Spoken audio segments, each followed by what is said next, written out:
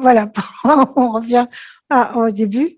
Alors, donc, ce que je disais tout à l'heure, c'est que ce soit des rituels, que ce soit des méditations, que ce soit des enseignements, on nous demande toujours on nous encourage à développer la bodhicitta, hein, l'esprit d'éveil. Donc, l'esprit d'éveil, c'est justement ce souhait, cette aspiration, hein, d'atteindre la libération, de se libérer de notre ignorance, etc., pour le bien de tous les êtres. Donc, c'est ça la bodhicitta. Donc, souvent il y a un texte que l'on utilise pour exprimer cela. Et justement, c'est un texte une prière très courte qui parle de la manière de souhaiter cette bodhicitta, cet esprit d'éveil, et qui dit en français, puissent tous les êtres avoir le bonheur et les causes du bonheur, puissent-ils être libérés de la souffrance et des causes de la souffrance, puissent-ils n'être jamais séparés de la grande félicité qui ne connaît aucune souffrance, puissent-ils demeurer dans l'équanimité, libres des extrêmes, de l'aversion et de l'attachement. Donc, ce souhait, justement, de bodhicitta mentionne les 4 incommensurables. Donc, quels sont ces 4 incommensurables? En sanskrit, on les appelle les Brahma Viharas. Brahma Viharas, c'est le nom que l'on utilise en sanskrit. Ce qui veut dire, en fait, littéralement, les espaces ou les résidences de Brahma. Les résidences de Brahma, Brahma en voulant dire en fait ce qui est le plus haut, ce qui est au-delà de toute mesure. Donc, c'est ce qui est infini, ce qui est illimité. Donc, c'est pour ça qu'en tibétain, ça a été traduit par les 4 incommensurables. Tsemeshi en tibétain, Tsemeshi. C'est au-delà des limites. Donc, quels sont ces 4 incommensurables, ces 4 Brahma Viharas? C'est l'amour, la compassion, la joie altruiste et l'équanimité. Qui sont, donc, je vous donne parce que vous rencontrez peut-être parfois ces noms en sanskrit. En sanskrit, c'est Maitri pour l'amour, Karuna pour la compassion. Il y a une organisation caritative de Mathieu Ricard qui s'appelle Karuna, justement, la compassion. Mudita, c'est la joie altruiste, mudita en sanskrit, et l'équanimité ou peksha. Et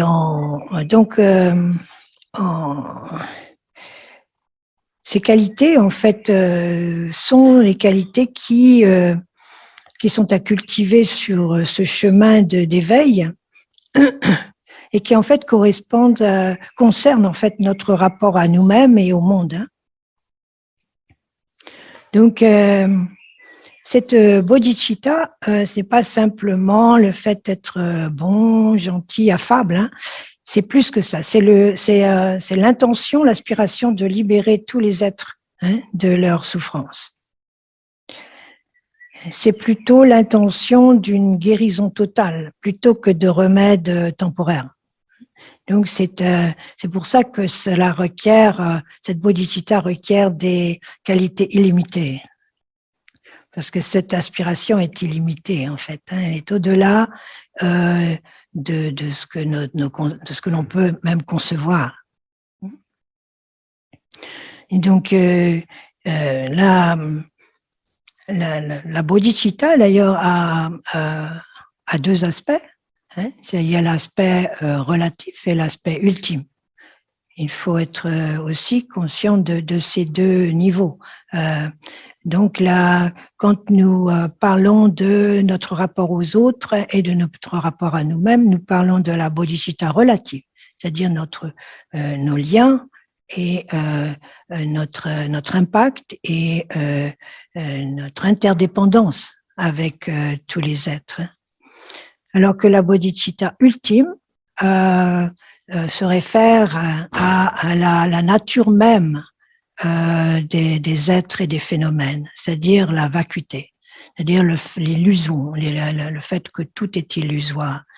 Donc, quand on parle de bodhicitta, il faut considérer ces deux aspects. Donc, l'aspect relatif et l'aspect ultime.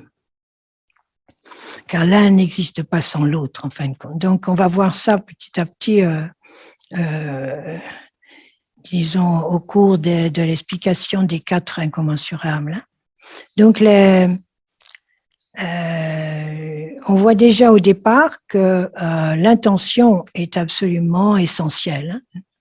Que ces 4 qualités d'amour, de compassion, de joie altruiste et d'équanimité requièrent au départ cette intention de se libérer soi-même pour libérer les autres, et que les deux sont indissociables. Donc là, cet aspect de 4 incommensurables est très mis en exergue dans le Mahayana, dans le chemin du Bodhisattva. Et alors pour les personnes qui peut-être ne savent pas ce qu'est un Bodhisattva, c'est l'être qui justement fait le vœu de revenir encore et encore, c'est-à-dire de ne pas partir dans le nirvana, mais fait le vœu de revenir encore et encore pour aider les êtres. Donc, c'est cette attitude justement d'égard pour tous les êtres. Et cette recherche justement de développer l'amour et la compassion pour tous les êtres.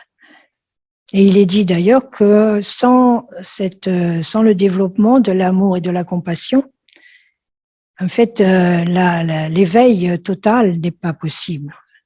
Donc, on va voir dans quelle mesure cela s'exprime dans le Dharma.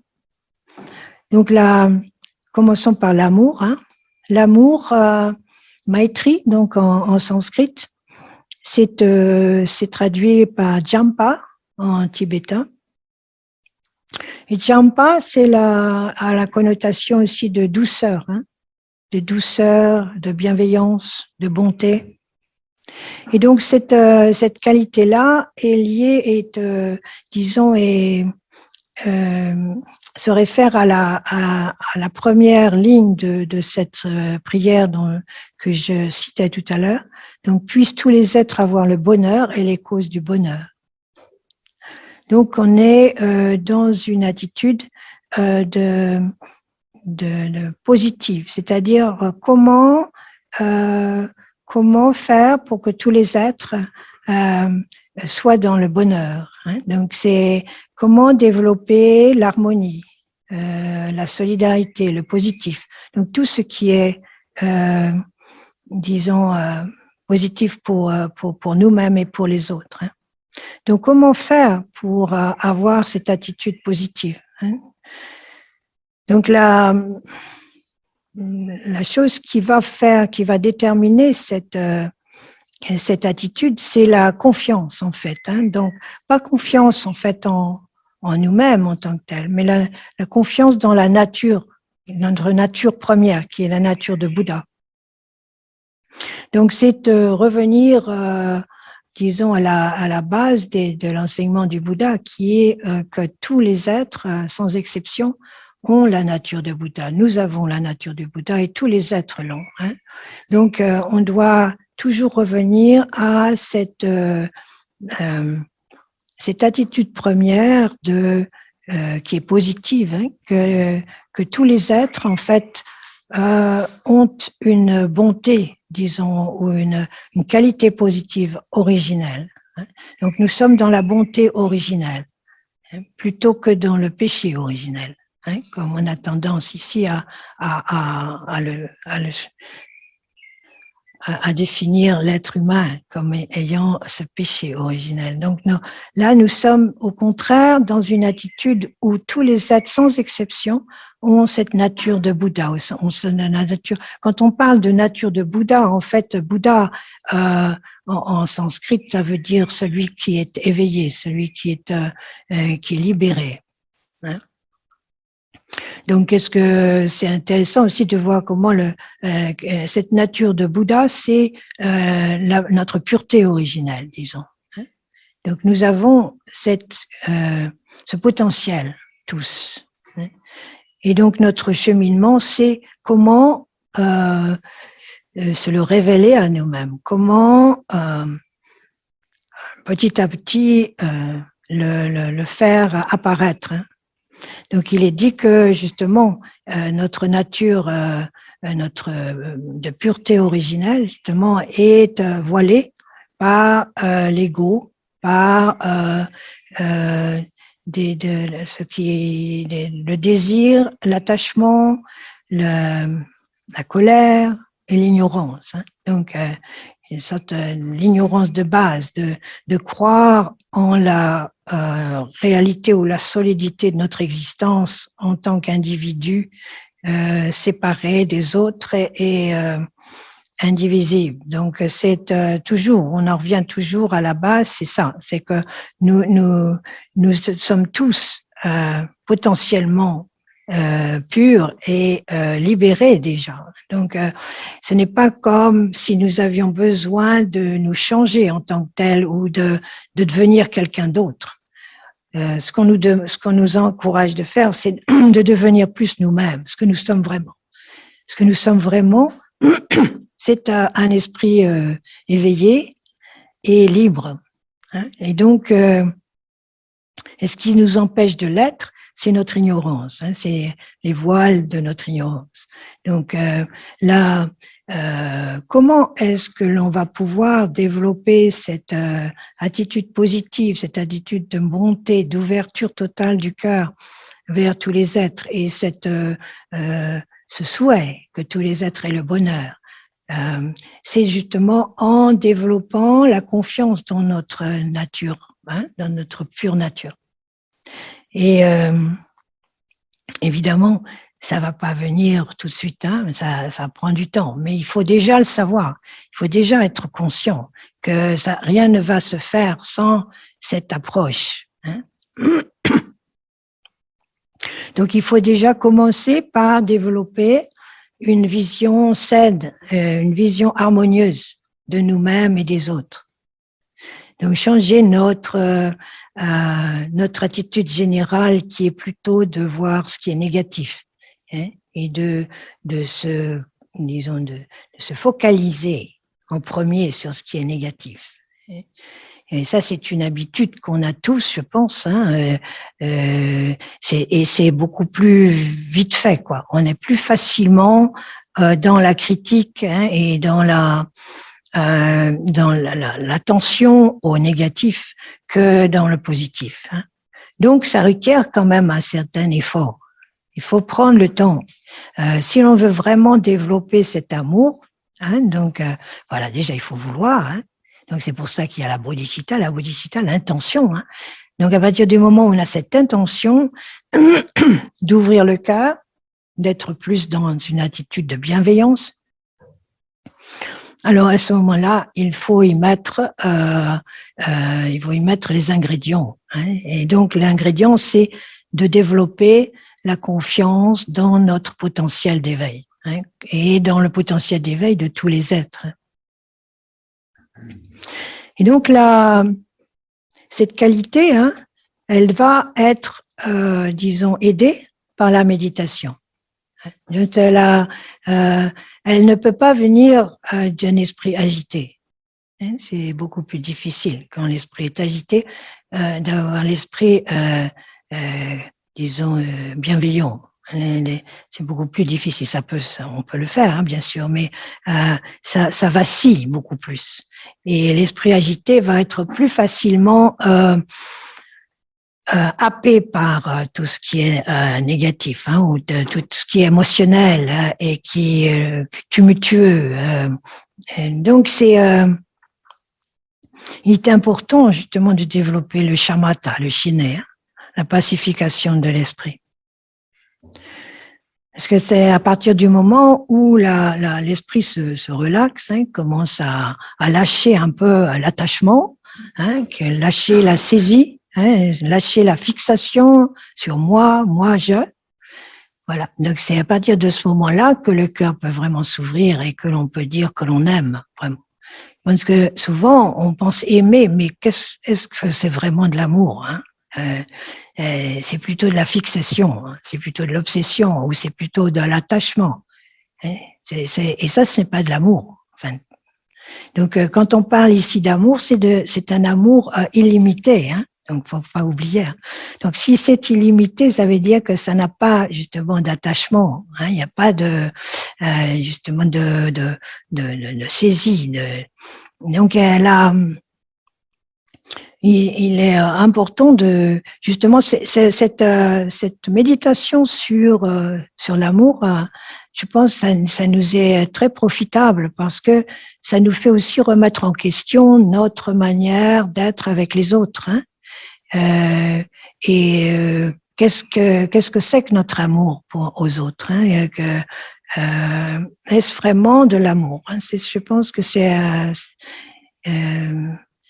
ne peut que nous faire du bien de remettre ça en question, parce qu'on voit souvent les rapports humains sont tellement confus, difficiles, hein, et donc revenir à cette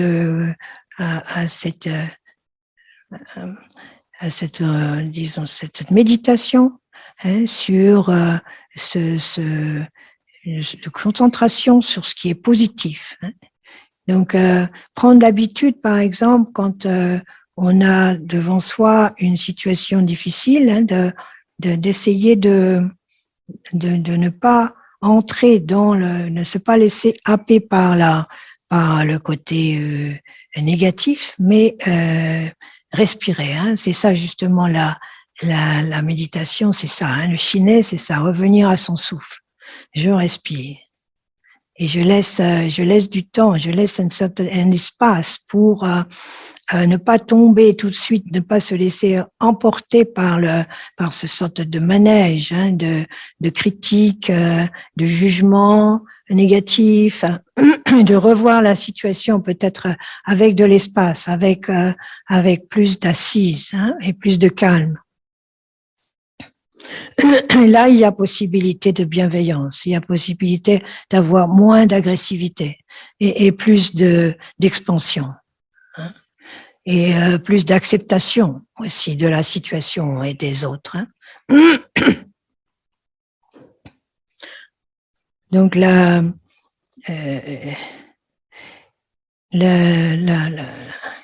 bienveillance, disons, hein, la bienveillance demande justement d'être de lâcher nos outils défensifs, hein, notre armure, de lâcher toute notre artillerie, hein, tout ce que l'on a toujours prêt sous la main pour se défendre ou pour même attaquer, hein, dans les situations. Donc être capable d'accepter d'être sans armes, hein, d'être là. Pardon? Désarmé, d'être sans armes. Sans armes. Voilà. Donc, ça ne se fait pas comme ça du jour au lendemain non plus. Hein. Donc, c'est là l'importance justement de la méditation.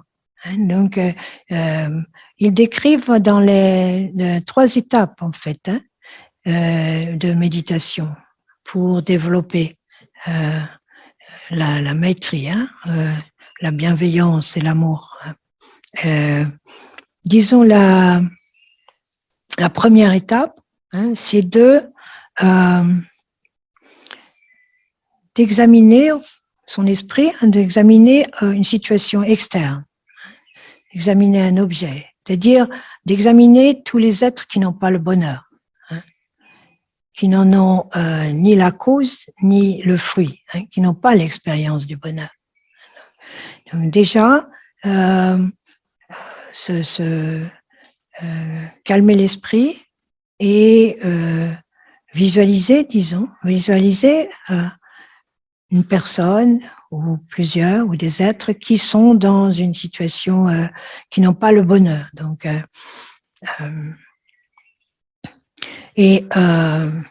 donc ça, c'est la situation externe. Situation interne, c'est nous-mêmes. C'est le fait que nous avons le souhait d'apporter la cause et le fruit du bonheur à l'autre. Et donc, quelle est la cause du bonheur? Ils disent que la cause du bonheur, c'est la vertu, c'est-à-dire les actes positifs, tout ce qui est positif. Et Suzuki Roshi, qui était un grand maître japonais, qui a enseigné beaucoup aux États-Unis, Suzuki Roshi disait dans un de ses enseignements, il faut que l'esprit soit calme pour être vertueux. Et ça, je trouve que ça m'a beaucoup aidé, cette phrase, en fait. Il faut que l'esprit soit calme pour être vertueux. Donc, comme je disais tout à l'heure, quand l'esprit est agité, il est beaucoup plus difficile déjà de voir clair, évidemment, et d'avoir une attitude qui va être correcte, qui va être consciente, disons, complètement consciente, complètement vertueuse dans ce sens. Parce que quand l'esprit est calme, il peut justement avoir le geste juste ou la parole juste, l'attitude juste, alors que dans l'agitation, c'est beaucoup plus difficile. Donc, c'est là la cause. La cause du bonheur, c'est une attitude positive. Donc, avec le corps, avec la parole et avec l'esprit. Donc, je pense que beaucoup d'entre vous connaissent déjà ces différentes catégories de vertus, donc, mais je peux les passer en revue. Les 10 actions positives, donc, et qui sont aussi les 10 actions négatives si elles sont mal aspectées. Évidemment, c'est pour le corps, c'est ne pas tuer, mais plutôt encourager la vie. Le deuxième, c'est ne pas voler, ne pas prendre ce qui ne nous est pas donné, mais au contraire être généreux, donner aux êtres qui en ont besoin, être dans une attitude de générosité. Le troisième, c'est de ne pas avoir d'activités sexuelles qui soient négatives, qui fassent du mal. Donc, et donc au contraire, avoir des rapports qui soient positifs et disons qui fassent du bien, mais bien bénéfiques.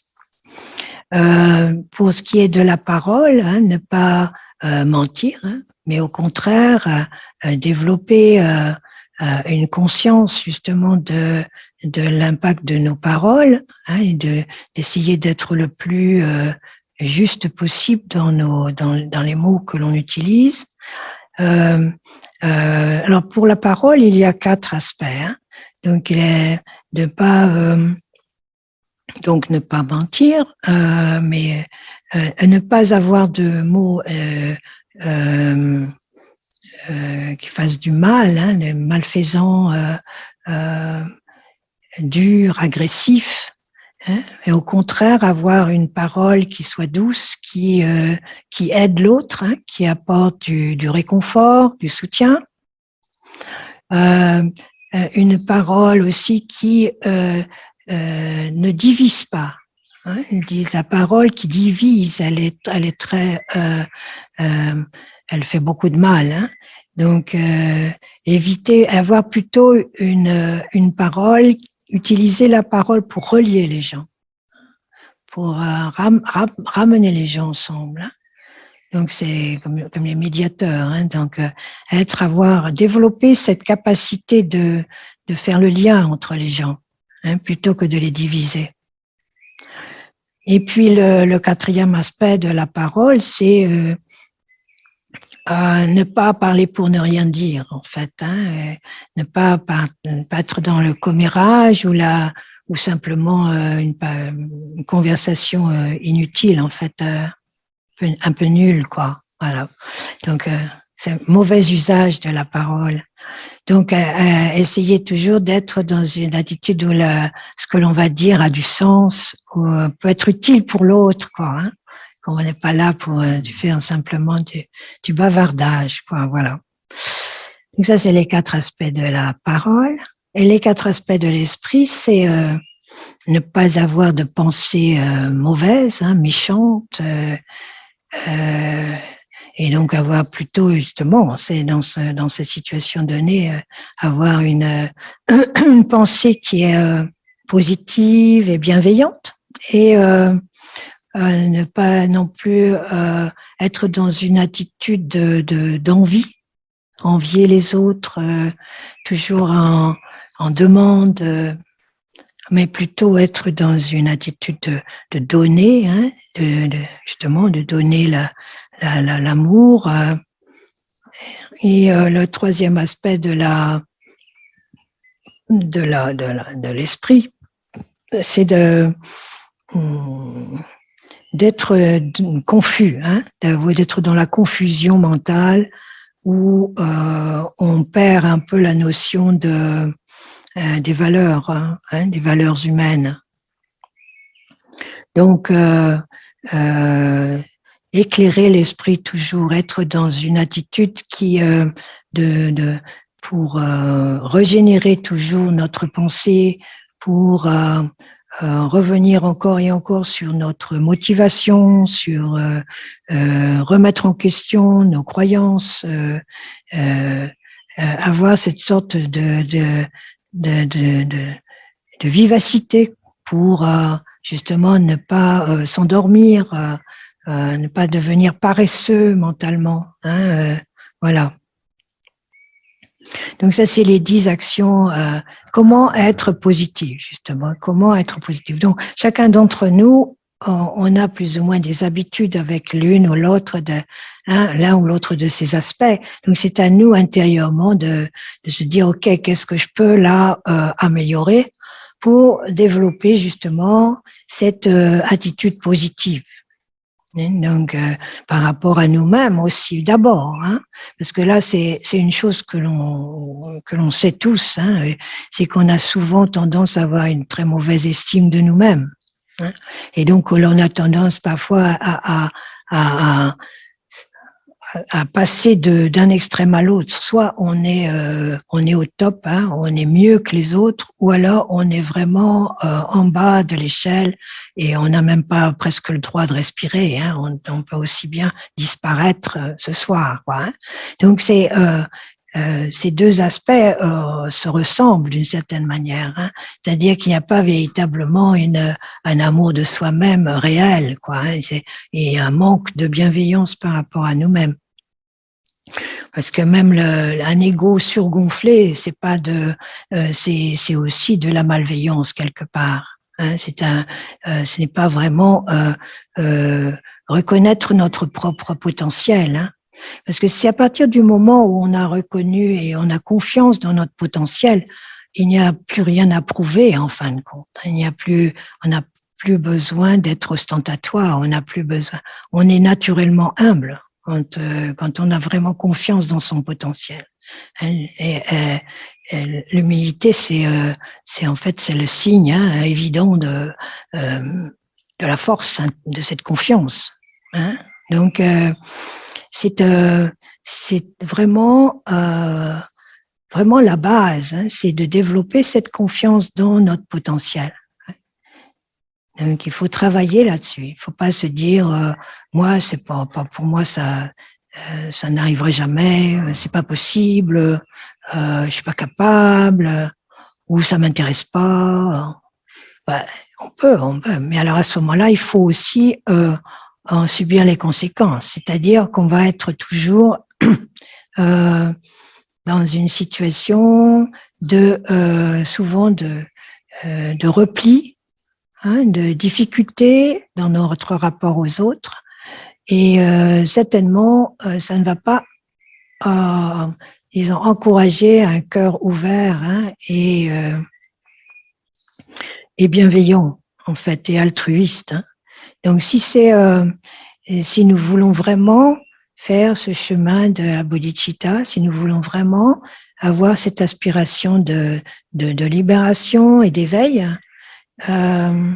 voilà, ça c'est un aspect qu'il faut essayer petit à petit de développer. Et c'est possible. Il faut se donner justement confiance, hein. C'est possible. Donc, il est important de revoir et d'être clair par rapport à notre souhait, ce que l'on désire vraiment. Qu'est-ce que l'on désire vraiment? Donc, de voir aussi, de revenir encore et encore, hein, ça on l'a déjà vu pour certains d'entre vous, c'est comme si j'arrête pas de me répéter, mais c'est vrai, je me répète, c'est l'interdépendance, hein. Nous sommes tous dans l'interdépendance. Nous sommes tous liés les uns aux autres. Donc, qu'on le veuille ou non. Donc, on peut aussi bien se replier sur soi-même, on peut aussi bien ne pas vouloir avoir aux autres, ne pas être intéressé à être ouvert aux autres et être bienveillant avec les autres. Mais de toute manière, nous sommes liés, nous sommes interdépendants. Donc, dans cette et si nous avons du mal ou si on traîne les pieds par rapport à cette ouverture du cœur et cette bienveillance, alors il est peut-être bon de revenir sur ce principe même d'interdépendance, hein, que de toute manière nous n'existons pas sans les autres, hein, et cela depuis notre conception, hein. Donc nous ne serions pas là s'il n'y avait pas eu un père et une mère déjà, hein. Donc déjà là il y a une interdépendance avec dès la conception, hein. Et ensuite donc revenir encore et encore sur le fait que nous n'existons que grâce aux autres, en fait, pour nous nourrir, pour nous vêtir, euh, pour pour voyager, pour bouger, où que l'on se tourne, quoi que l'on regarde, nous sommes totalement interdépendants, hein. Donc c'est un fait, hein.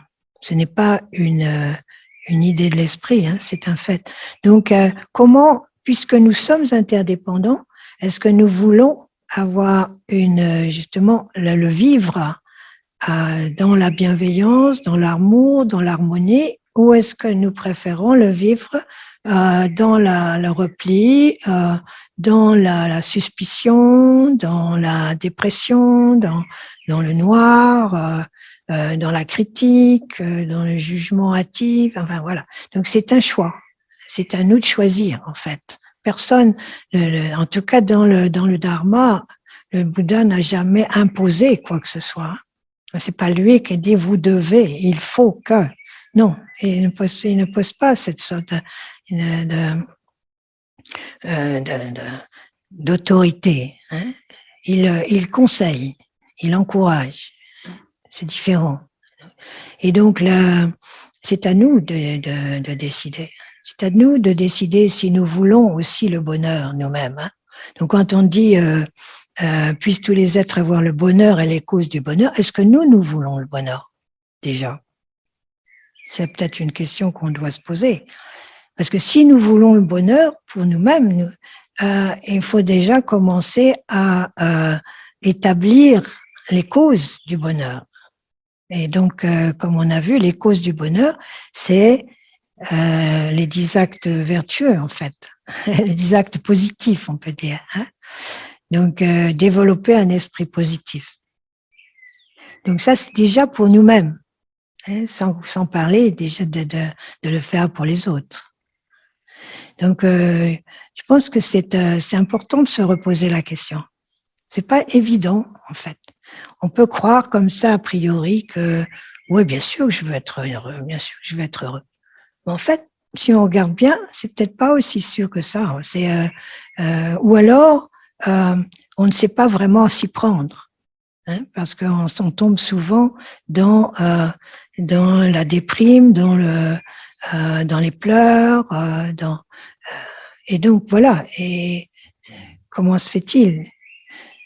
Donc c'est aussi de revoir en nous-mêmes quel est dans notre comportement, quelle est dans notre vision de nous-mêmes, ce qui crée les causes du malheur en fait, hein, d'une déprime. Voilà, donc c'est important si l'on veut, hein, être heureux, hein, c'est ça.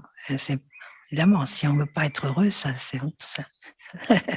simple. Il n'y a qu'à continuer comme on fait. Mais si on veut vraiment essayer d'être plus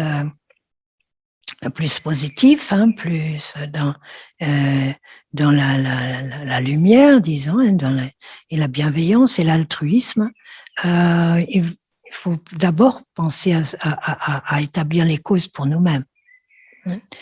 Donc, et voir aussi que, disons, de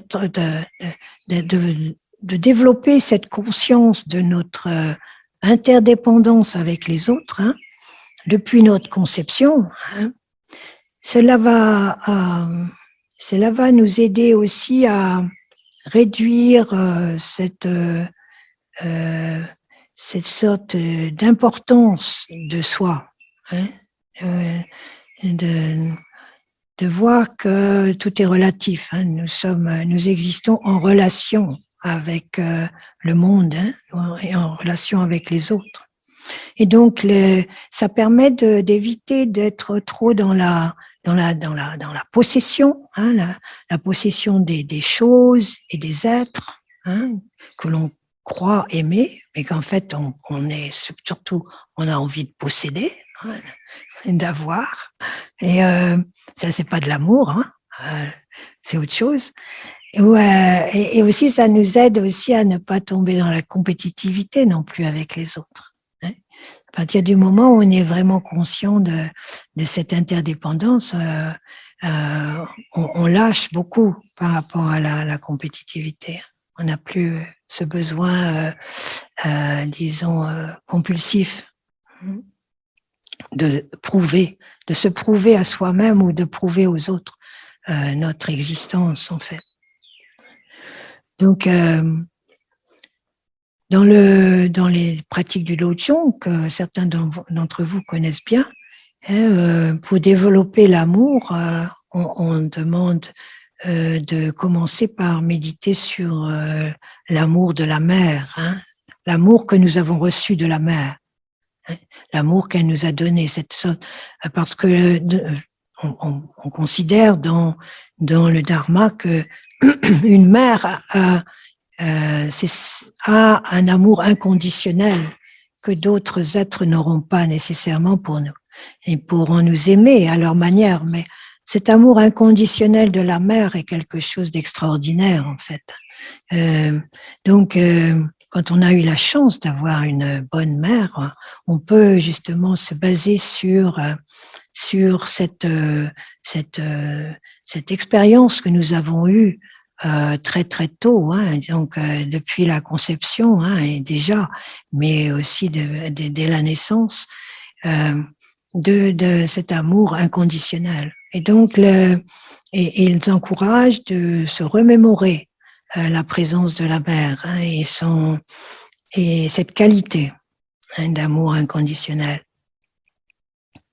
Et de considérer que, alors, dans le Dharma, on considère aussi qu'il y a ce phénomène de renaissance, hein, que nous ne sommes pas là pour la première fois, nous sommes nés encore et encore des milliards de fois. Donc, et donc, nous sommes tous nés encore et encore d'une mère, hein, que nous soyons nés humains ou que nous soyons nés animal ou autres, parce qu'ils ont d'autres niveaux d'existence en plus de cela. Mais ils nous disent que justement, puisque nous sommes nés encore et encore depuis des temps sans commencement, tous les êtres, en fait, ont été notre mère à un moment donné et notre père. Donc, c'est aussi là une idée, une façon d'envisager aussi notre rapport aux autres qui est très radicale. C'est-à-dire que même la personne qui nous insulte, même la personne qui nous agresse ou qui veut nous tuer même, hein, a été notre mère dans une vie ou une autre. Donc là, ça change déjà notre vision. Notre perception n'est plus la même. Notre perception est beaucoup plus vaste du coup. Hein, si nous arrivons à garder dans ces moments, disons, d'urgence, si nous arrivons à garder cette perception de l'autre comme ayant été notre mère ou notre père dans une vie passée, ça change déjà notre regard sur l'agresseur, par exemple. Mais voilà, donc c'est aussi quelque chose à essayer de méditer, hein, de contempler. Et donc ça fait aussi ça nous donne aussi cette intention de les libérer, hein, de les libérer de la souffrance. Hein. Donc quel qu'il soit et quelle qu'ait été leur relation avec nous dans cette vie. Donc la bonté, la bienveillance, il nous faut la cultiver encore et encore jusqu'à ce qu'elle devienne naturelle. Donc au début, c'est pas évident. Hein. On a tendance à aimer les personnes que l'on a choisi d'aimer. Hein. Donc qui sont gentils avec nous, qui nous paraissent agréables, qui sont plaisants. Hein. Mais donc, on nous invite là à développer de l'amour et de la bienveillance pour les êtres, tous les êtres, hein, même ceux que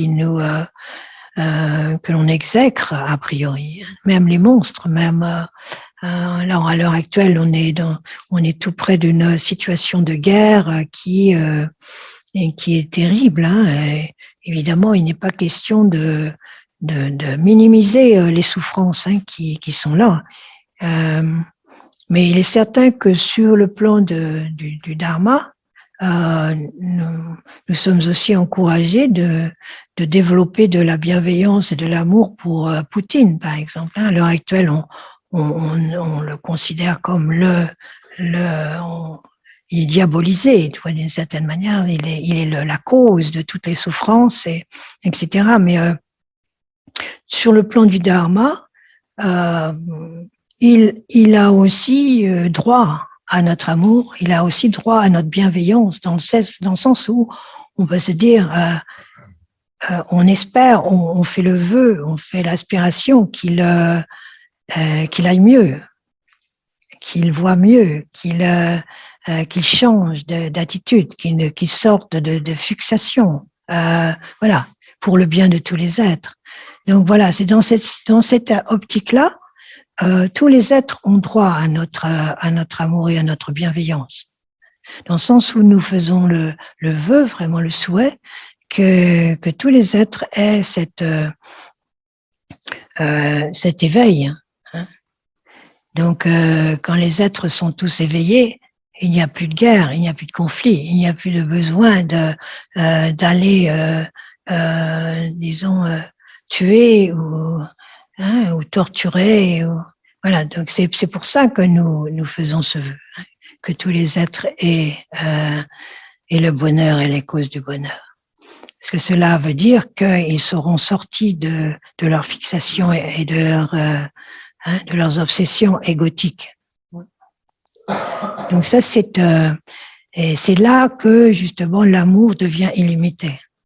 C'est là qu'il prend cette dimension de vastitude. Donc ça, c'est pour l'amour. Hein. Et alors la compassion, donc, hein, la compassion est liée justement au deuxième aspect de cette prière. Puissent tous les êtres être libérés de la souffrance et des causes de la souffrance. Donc, dans le premier aspect de bienveillance, d'amour, c'est de développer justement, d'apporter le bonheur. Et l'aspect, dans la compassion, il y a l'aspect de libérer de la souffrance. Hein. Donc, ça se rejoint, bien sûr. C'est lié. Hein. Mais l'accent là est mis sur la souffrance en tant que telle. Donc, en tibétain, le mot pour compassion, karuna, hein, c'est nyingje. Nyingje. Nying, qui veut dire le cœur, et je, le maître, le seigneur. Donc on peut dire la compassion en tibétain, c'est le seigneur du cœur, le maître du cœur. C'est beau. Voilà, donc c'est et donc la compassion pour le bodhisattva, c'est pas de la pitié, hein, loin de là. Hein. Ça n'a rien à voir avec de la pitié. Hein. C'est un sens de noblesse. Hein. C'est aider là où l'aide est nécessaire. Hein. C'était le motto, comme on dit, la phrase qu'utilisait Akong Rinpoche hein, pour son œuvre caritative de Rokpa. Aider là où l'aide est nécessaire. C'est-à-dire que l'on n'est pas là pour s'imposer, hein, pour à tout prix. On n'est pas là pour interférer. On est là pour aider ceux qui souffrent, hein, aider si l'on peut aider. Donc ça demande aussi du discernement, la compassion. C'est pas quelque chose que l'on impose, que l'on fait automatiquement d'une manière aveugle. Hein. Ça requiert aussi hein, du discernement. Donc là aussi, on considère que la méditation est importante. Pour justement développer une compassion qui soit correcte et qui soit vaste, qui atteigne son but véritablement. Et une compassion qui n'a pas de discernement risque même parfois de faire le contraire de ce qu'elle est supposée faire, hein, et nous entraîne dans des situations douloureuses en elles-mêmes. Donc la compassion, requiert encore une fois du calme, requiert une maîtrise de soi. Hein. Donc c'est aussi la compassion requiert aussi une sorte d'ouverture hein, de l'esprit à toutes les possibilités, hein. Pas seulement une. Hein. Il y a quand on veut aider, hein, il faut être ouvert justement à toutes les possibilités que chaque situation peut requérir un médicament ou une solution différente. Donc il faut, là aussi ça requiert de l'intelligence et du discernement.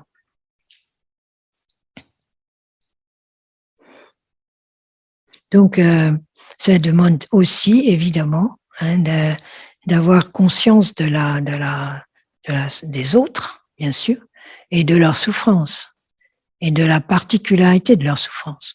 Donc, ça requiert déjà d'avoir, là aussi, une bonne connaissance de nous-mêmes. Hein. Même bonne connaissance de ce qui nous fait souffrir, de comment on souffre, pourquoi on souffre, de quelle manière on souffre. Hein. Qu'est-ce qui nous fait mal? Donc, en fait, nous sommes notre premier cobaye, hein, ou Kobe, vous dites en belge. Hein. Nous sommes notre chemin. Pour moi, nous sommes notre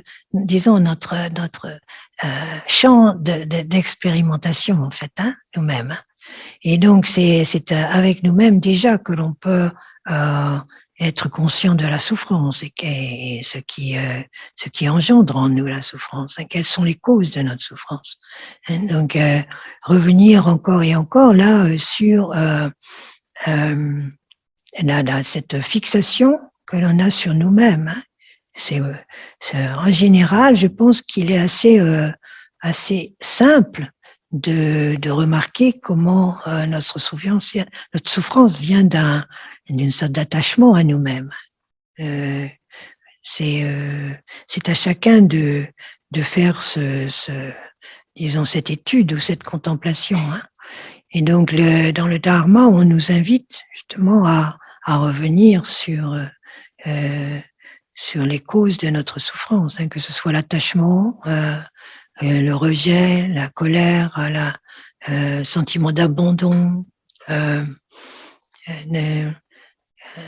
jalousie, hein, tout ce qui déclenche en nous la souffrance.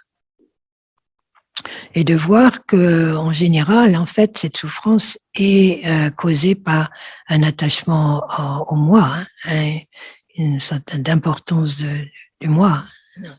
Donc c'est encore une fois, c'est donc à partir du moment où on a vu ça en nous-mêmes, on peut mieux comprendre aussi les autres, on peut mieux comprendre ce qui leur arrive et on peut prendre ça en considération et les aider dans ce sens. Donc revenir encore sur la souffrance, c'est revenir aussi sur le fait que tous les êtres souffrent. Alors on peut dire non, c'est pas vrai. Il y a des êtres qui sont en bonne santé, qui ont tout ce qu'il leur faut. Bon, peut-être là pour le moment, aujourd'hui, ce soir. Mais ça ne veut pas dire que dans 2 jours, il ne va pas leur arriver quelque chose. Donc, on leur souhaite pas, bien sûr. Mais donc, c'est dans le, disons, dans la nature de l'existence de nous provoquer des situations imprévisibles et parfois difficiles. Hein. Donc, chacun d'entre vous doit avoir des exemples de ça, quoi. Que du jour au lendemain, quelqu'un qui allait très bien tombe malade, ou qu'une amie à vous ou un ami vient de décéder brutalement, ou voilà, la guerre en Ukraine n'était pas prévisible a priori, peut-être pour certaines personnes qui étaient au courant, mais pour les Ukrainiens en tout cas, pour beaucoup ça a été un choc. Hein. Donc du jour au lendemain, se retrouver sur les routes avec juste un sac, hein, et voilà. Donc et ça pourrait être nous aussi demain. Donc voilà, le Covid est arrivé, ouais, du jour au lendemain, des personnes meurent, voilà, qui étaient ok quelques semaines auparavant. Donc c'est pas loin de nous tout ça. Hein. On vient de passer par là avec le Covid et maintenant la guerre là, c'est aussi une situation qui peut remettre aussi en pleine vue pour nous le fait que tout est possible à n'importe quel moment. Hein. Donc, comme je disais, on va pas se mettre à pleurer et à se plaindre, hein, mais simplement il faut être clair, il faut être, disons, pragmatique. C'est comme ça. C'est la nature des choses. Donc au contraire, on n'est pas là pour faire un drame, on est là pour dédramatiser, dans le sens où, à partir du moment où on est conscient de la nature des choses, de la nature de l'existence, de toute façon, il y a un début, il y a une fin, hein, il y a une naissance, il y a une mort, il y a une bonne santé, il y a une maladie, il y a voilà, il y a la jeunesse, il y a la vieillesse, hein, donc voilà, ça nous concerne tous, hein, c'est pas quelque chose de dramatique en soi, c'est juste la nature des choses. Donc c'est d'être plus conscient de ça et de revoir justement qu'est-ce qui est là qui nous fait souffrir comme ça. Et en général, c'est parce que nous ne sommes pas vraiment à l'aise avec cette imprévisibilité. Nous avons du mal à l'accepter. Donc, c'est accepter cet état de fait, accepter l'impermanence. Hein. Donc, comme on a vu avec le bonheur tout à l'heure, et comme quoi il est important de développer justement cet aspect d'interdépendance entre nous et les autres, et que l'amour et la bienveillance va se développer grâce à cette compréhension aussi de l'interdépendance. Avec la compassion, c'est d'être plus conscient justement de l'impermanence. Hein, le fait que nous sommes tous sur le même bateau et que nous allons tous mourir, que nous allons tous vieillir, que nous allons tous tomber malades à un moment ou à un autre, que nous sommes tous nés, que nous avons tous crié quand nous sommes nés, que nous avons tous ces mêmes processus de vie, d'une manière ou d'une autre. Donc, ça, c'est ce qui va nous aider aussi à développer la compassion, à développer justement cette attitude d'égard envers les autres et de lien, de lien. Donc, il est important aussi dans le dharma, ce que l'on étudie, c'est que, disons, les conditions pour la souffrance peuvent être externes. Elles viennent souvent de l'extérieur au départ, les conditions de la souffrance. Mais les causes sont internes. Donc, c'est là que l'on a quelque chose là à méditer. Donc, les causes sont internes dans le sens où elles sont liées à un karma, elles sont liées à la loi de la causalité. Donc,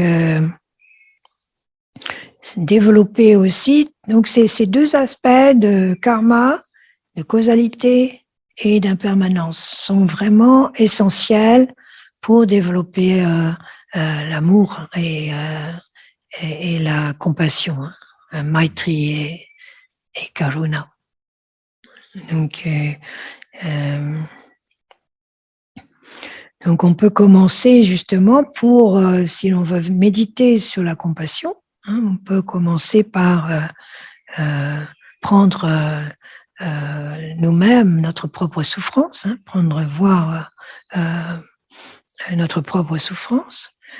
Ensuite, voir la souffrance des êtres, se présenter à l'esprit la pire des souffrances qu'on peut imaginer dans le monde des humains ou dans le monde animal. Comme on parle, on est de plus en plus conscient maintenant de la souffrance animale et c'est une bonne chose. Donc on peut aussi, si on a parfois on a plus de tendresse, on a le cœur plus tendre avec les animaux qu'avec les humains. Donc voilà, il faut en profiter. Il faut à ce moment-là visualiser un animal qui souffre et développer justement cette ardeur intérieure, cette compassion. Donc c'est développer l'expérience même de cette souffrance.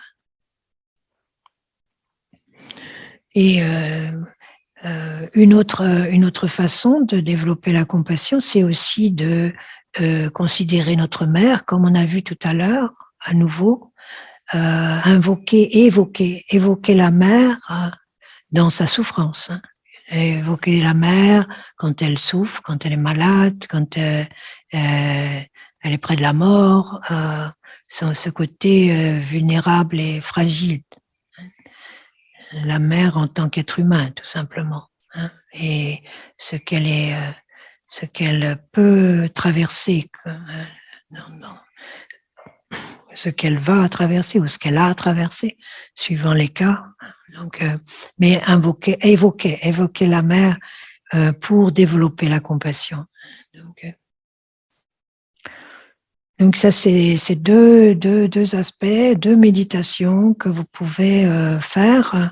Elles sont, disons, encouragées l'une après l'autre. D'abord, l'aspect positif de la bienveillance et ensuite l'aspect de la souffrance et de la compréhension ou l'expérience de la souffrance et le développement de la compassion. Donc, parce que il est quand même préférable d'avoir déjà une bonne base positive, une bonne confiance déjà dans son potentiel, une bonne confiance aussi dans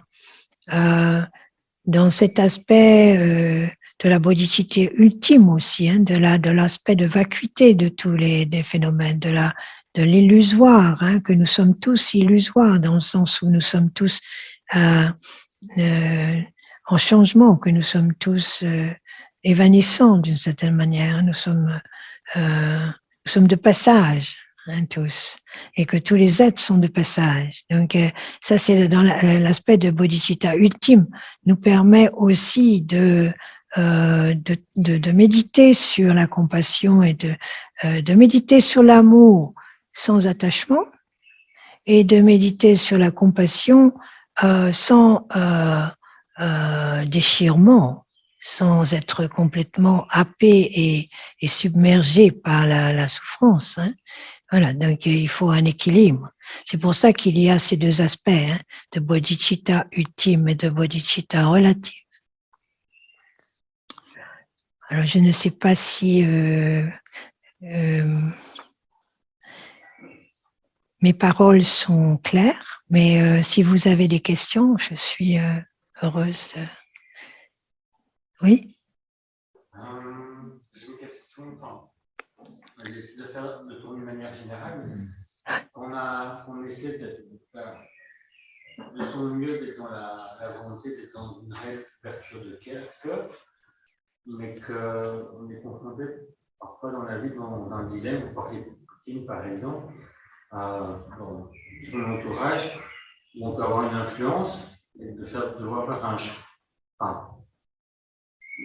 faire un choix ou pas de choix, de soit choisir de essayer de contribuer au mieux-être de certaines personnes qui peuvent être plus faibles, plus en difficulté, mais de ce choix-là, on va faire qu'on va créer de la souffrance pour d'autres personnes.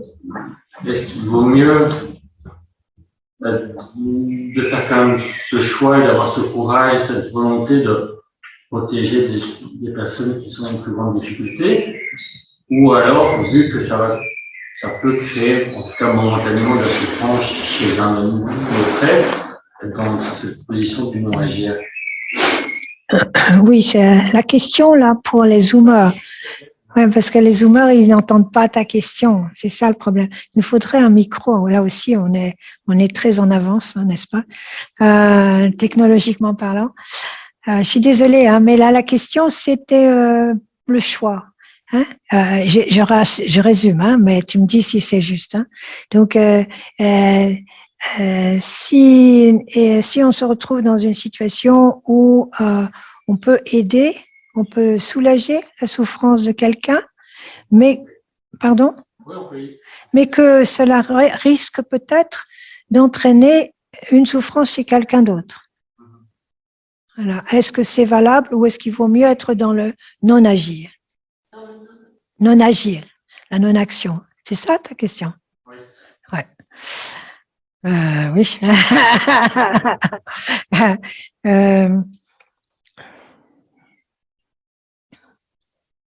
Oui, c'est pas évident. Pas évident. Je pense que il y a une question peut-être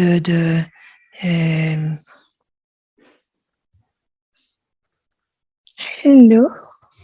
Hello. Nous avons un visiteur. Oui, donc ce n'est pas évident ta question, hein, parce que c'est vrai.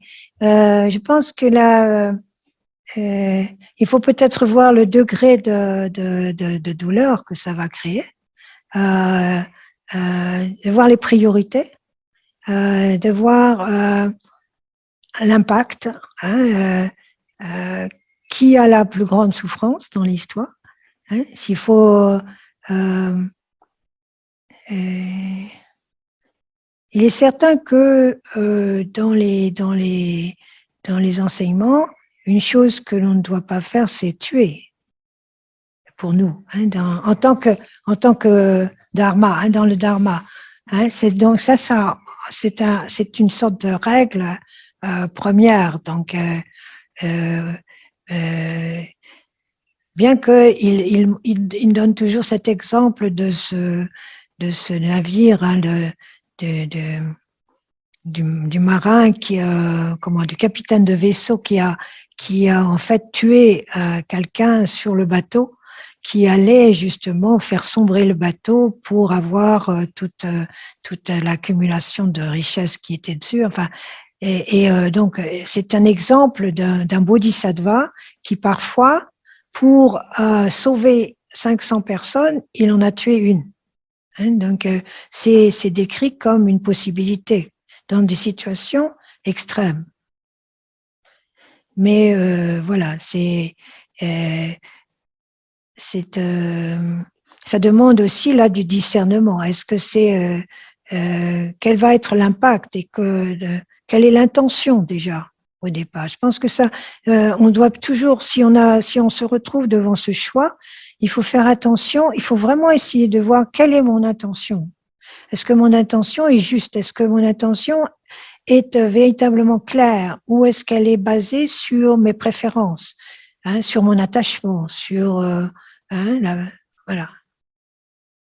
Et revoir peut-être un peu ça, revoir, c'est-à-dire ça c'est peut-être c'est une chose, c'est une manière d'essayer d'être plus clair par rapport à une situation donnée. Mais c'est vrai que parfois on se retrouve dans des choix très difficiles, hein, c'est vrai. Et il faut essayer de choisir le moindre, évidemment. Hein, si, d'essayer de faire le moins de mal possible, n'est-ce pas? Hein, c'est ça. Hein. Ça te convient ou est-ce que c'est suffisant? Je ne peux pas te donner ni oui ni non parce que chaque situation est différente et chaque situation doit a le droit d'avoir disons une solution spéciale. Hein. Tu peux pas avoir de situation, tu vois, tu peux pas donner une réponse, euh, tu vois, totale, unique pour des situations qui sont très différentes et c'est toujours à revoir parce que les circonstances sont différentes euh, donc, dans l'optique du bodhisattva, si tu veux, l'intention première, c'est l'amour et la compassion. Voilà. Donc, c'est ça euh, disons, guider le choix. Et donc, et c'est là justement qu'on a besoin du calme et du discernement pour être plus apte à discerner là où est véritablement le meilleur choix, quoi. Mais chaque situation demande une nouvelle adaptation, si tu veux. C'est pas, on peut pas dire a priori ce qui est bon et ce qui n'est pas, en fait, d'une certaine manière. Il y a toujours aussi des exceptions, tu vois. Même le Dalai Lama, quand on lui pose certaines questions, il dit, oui, mais il y a toujours des exceptions. Même par rapport à l'avortement, ou l'euthanasie, ou tout ça. Donc, a priori, on est contre parce que c'est tuer ou c'est finir la vie de quelqu'un. Mais en même temps, il y a des exceptions. Donc, on ne peut pas être à 100% toujours donner des réponses, tu vois, arbitraires en fait. On est autrement, oui, on est dans l'arbitraire tant qu'on n'est pas dans la situation donnée. Et c'est là qu'on a chacun notre responsabilité individuelle. Hein, donc, ouais.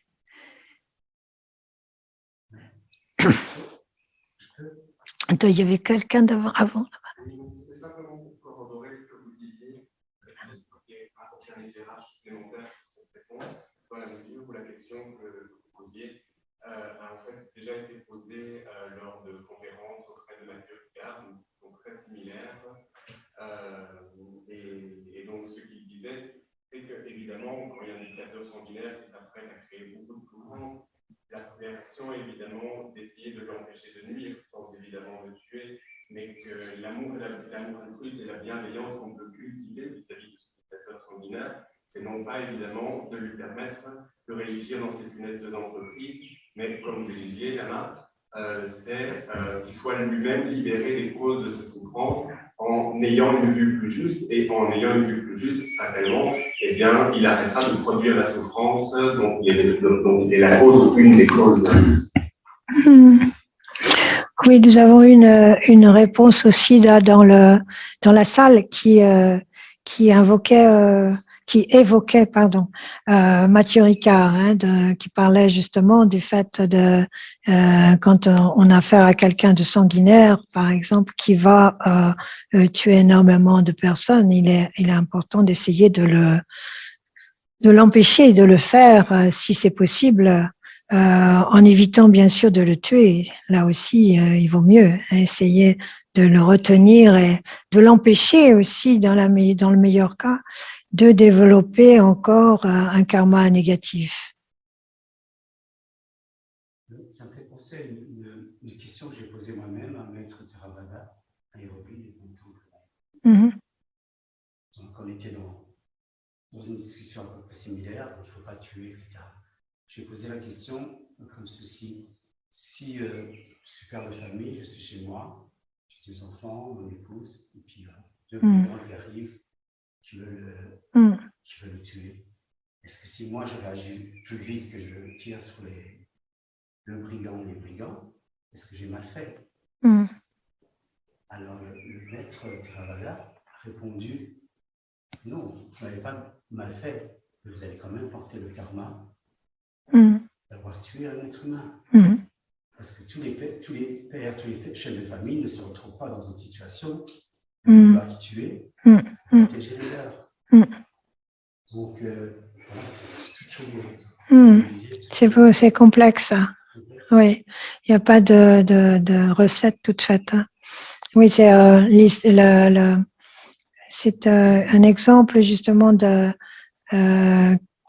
où, par exemple, un homme, un père de famille qui est avec sa femme et ses enfants à la maison, et il y a 2 brigands qui arrivent et qui les attaquent, et le chef de famille est plus rapide que les brigands et les tue avant que même n'ait eu le temps de sévir. Et le fait est que bien qu'il ait réussi à protéger sa famille, il est tout de même responsable d'avoir tué. Donc il a un karma. Donc il a le karma, il est responsable dans ce sens de l'acte. Et en plus, il est s'il est dans cette situation-là, c'est dû à son propre karma passé, parce que d'autres chefs de famille sont aussi chez eux avec leurs enfants et leurs femmes, mais ne sont pas attaqués par des brigands. Donc cette personne a aussi à gérer son propre karma passé et son karma actuel de tuer aussi. Donc, il est de même pour un bodhisattva. Le bodhisattva qui a tué cette personne sur le bateau pour sauver 500 passagers, il aura aussi un karma à vivre, mais il n'aura pas, ce sera moindre, ce sera moins fort à cause de l'intention. Donc l'intention réduit aussi l'impact du karma. Mais il est quand même, mais il doit être assumé tout de même.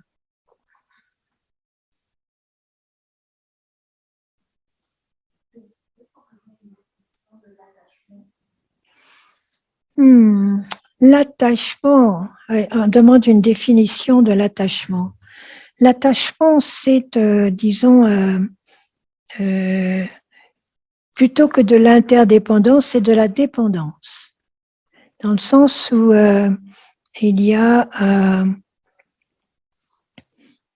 disons,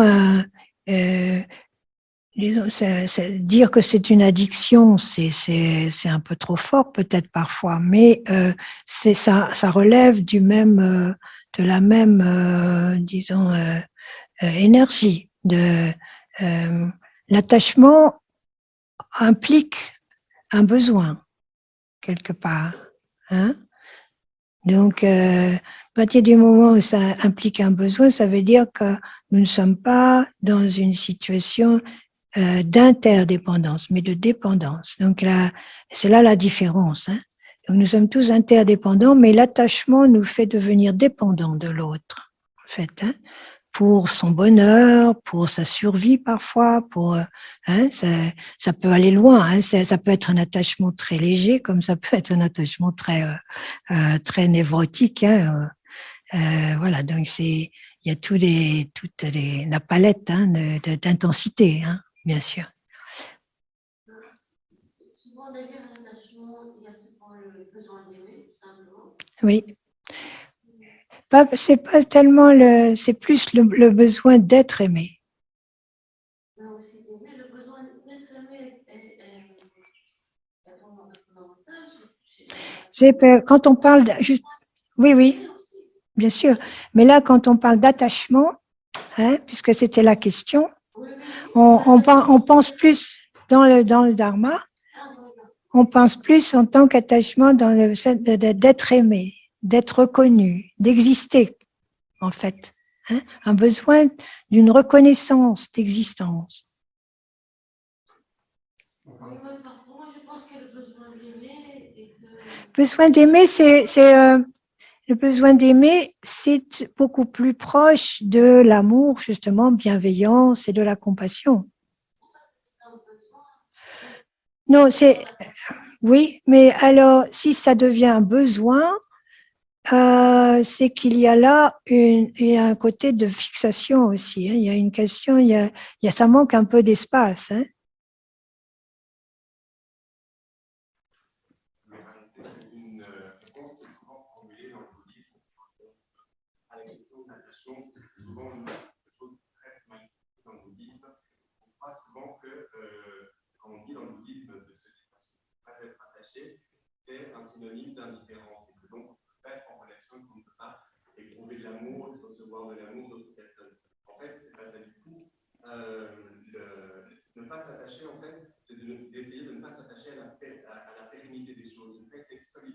Pour prendre un exemple très concret, par exemple, une maman qui va aimer son enfant quand il est petit, et bien parfois va avoir du mal quand son enfant va devenir adolescent parce qu'elle va rester attachée à l'image de son petit enfant et elle, sauf que le petit enfant, il ne va pas rester le petit enfant tout le temps. Comme la Marie-Michel disait, on évolue constamment en fonction des événements de vie qu'on va traverser, et donc il faut accepter cette évolution des choses. Voilà. Et le fait que les choses ne soient pas permanentes, et en fait le détachement, c'est pas le détachement, par rapport. Oui, c'est tout à fait juste. Oui.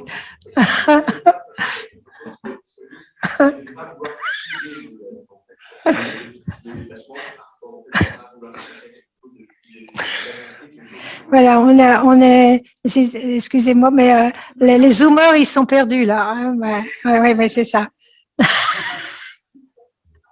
Donc, oui, c'était une sorte d'élaboration sur le thème de l'attachement.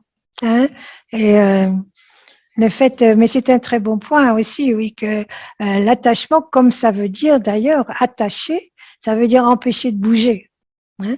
Donc, c'est tout à fait vrai, c'est très juste qu'il y a cette connotation aussi dans l'attachement de vouloir fixer les choses. Hein.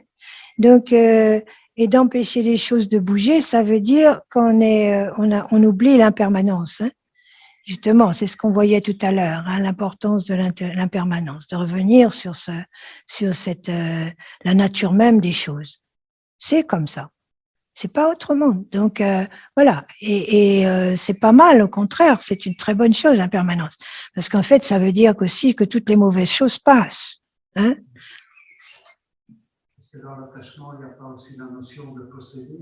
Ah oui, tout à fait. Oui, dans l'attachement, il y a aussi l'envie de posséder. Hein. Oui, bien sûr. La saisir, tenir. Hein, c'est ça, hein, oui. Donc tenir, c'est aussi, comme on disait, c'est de solidifier. Hein. À partir du moment où on tient, on veut solidifier quelque chose, un être, une situation, et automatiquement, ça va créer, à un moment ou à un autre, ça va créer de la douleur. Parce que par nature, tout change. Tous les êtres changent. Comme disait ce monsieur, un enfant va grandir. On change. On est différent chaque jour. Donc ça aussi, je crois que c'est super important pour des gens qui sont en couple de se souvenir de ça et d'accepter que l'autre change. Hein, et que l'autre aussi accepte que nous-mêmes nous changeons. Et là, il y a possibilité d'avancer ensemble, en fait. Alors que souvent, les problèmes de couple, c'est parce qu'il y en a un des deux qui empêche l'autre d'avancer, quoi. Voilà. Et ça, c'est l'attachement morbide presque. Hein. Ça devient étouffant, ça asphyxie. Tout à l'heure, vous avez évoqué la notion de compassion. Mon chemin, c'était de savoir relâcher là où elle était nécessaire. Oui. Et vous avez aussi évoqué que ça faisait preuve de distance. Oui. De savoir comment amener à travailler. C'est quelque chose qui me paraît très évident, mais d'autres fois moins. Comment travailler soi-même pour cerner là où les gens ont. Oui. Oui, mais et de la question là, c'est par rapport au discernement. Comment développer du discernement quand on est pour développer la compassion, une compassion qui soit juste et qui soit vaste. Donc là, c'est ce que je disais justement. Pour nous, la meilleure moyen, c'est la méditation. Donc commencer déjà par calmer l'esprit, apaiser l'esprit et faire ce travail d'intériorité où on se connaît mieux, où on est plus en amitié avec nous-mêmes et on sait reconnaître aussi de tout ce qui ne va pas bien, tout ce qui nous empêche, nous, d'être heureux. Hein. Voilà, donc c'est commencer comme ça déjà. Et le discernement vient comme ça. Le discernement ne va pas pouvoir venir dans un esprit agité et confus. Donc, la première chose qu'il faut faire, c'est du shamatha, c'est se calmer l'esprit. Hein, comme on dit souvent, c'est quand l'eau est agitée, elle est trouble, hein, et quand elle est reposée, elle est claire. Voilà, c'est l'esprit, c'est pareil. Et donc, ça peut souvent arriver d'ailleurs que pendant une méditation, quand l'esprit est apaisé et clair, que la réponse arrive pour quelque chose qui nous a créé énormément de soucis, quand on n'arrive pas, on est tout embrouillé dans une situation donnée, et on s'assied, l'esprit se calme, et de nulle part là, la situation c'est clair. Mais c'est absolument indispensable, vraiment. La dernière question. Ok, mais c'était pas une question. Vas-y. Il y a Chiné, je crois que la sérénité de l'esprit. Mais un deuxième élément, c'est développer son empathie, sa volonté de comprendre l'autre, de voir ce qui nous semblerait utile pour l'aider, peut-être que pour l'autre, dans sa sphère de compréhension du monde, ne va pas l'aider du tout, et donc de vérifier si on a bien compris l'autre avant. Oui, oui. D'abord, avoir l'esprit clair et déjà, oui, ça fait partie du discernement, ça, hein, de vraiment comprendre l'autre. D'ailleurs, si c'est justement là, quand on est attaché à quelqu'un, on a beaucoup moins de clarté, hein, justement, parce qu'on n'est pas dans une situation où on a cette perspective, hein, une perspective suffisante pour voir ce qui va être bon pour l'autre. C'est comme un docteur. Un docteur ne va pas nécessairement donner un médicament qui va plaire ou ne va pas faire une opération qui va être agréable. Hein. Quelquefois, il faut couper dans le bras ou dans la jambe ou dans l'estomac ou n'importe hein, pour sauver quelqu'un et c'est pas agréable, mais c'est nécessaire. Donc voilà, c'est un peu dans cette la compassion n'est pas forcément, comme je disais au début, la compassion elle n'est pas forcément quelque chose de gentil hein, en tant que tel, hein, mais parfois il faut utiliser des méthodes rudes ou brutales, hein, c'est pas, mais avec discernement, pas n'importe comment. C'est ça qui va faire la différence, c'est le discernement, justement. Quelle que soit la méthode qu'on va utiliser, qu'elle soit douce ou qu'elle soit brutale, hein, parce que quelquefois, il faut mettre le paquet hein, pour aider l'autre. Mais c'est toujours dans l'intention d'aider l'autre avec discernement. Voilà, on va peut-être s'arrêter là et puis dédier la pratique de ce soir. Sunam Deye Tamse Zepane Tonene Petana Panjene Chegana Chi Palak Tupaye Sipe Tsare Tuwa Tuwa Resho